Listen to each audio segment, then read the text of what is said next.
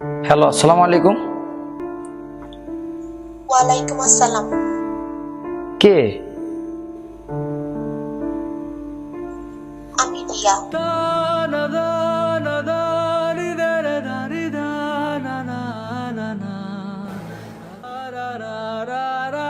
কি হলো, কথা বলো না কেন?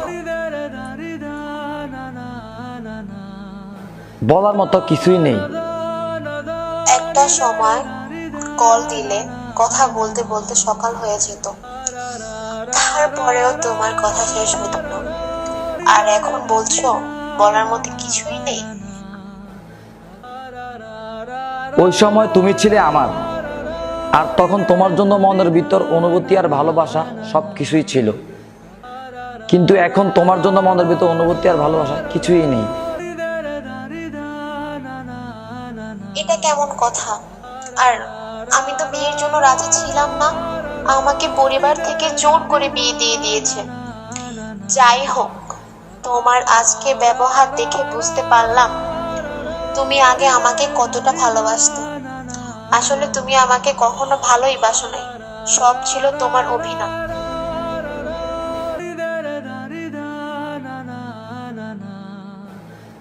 কাঁদছো? তুমি কাঁদছো? হ্যাঁ, কাঁদো, বেশি করে কান্না করো। কান্না করলে মন হালকা হয়। আমিও কান্না করি যখন তোমার কথা মনে পড়ে। মাঝে মাঝে তোমার কথা মনে হলে মনের অজান্তে চোখের পানি চলে আসে। আর কি বলেছিলে, আমি তোমাকে ভালোবাসি না? আরে, একটা সময় তোমার দিকে কেউ যদি কুনজরে তাকাতো, তাহলে আমার মন চাইতো তাকে মেরে ফেলি। আর আজ তুমি অন্য কারো বউ, তোমাকে হারানোর পরে বেঁচে আছি আমি, এটাই তো বেশ। একটা সময় তোমাকে একটা নজর দেখার জন্য ঘন্টার পর ঘন্টা দাঁড়িয়ে থাকতাম।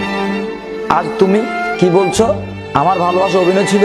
যদি আমার ভালোবাসা মিথ্যে হতো, তাহলে রাত জেগে তোমার পুরনো SMS গুলো দেখতাম না।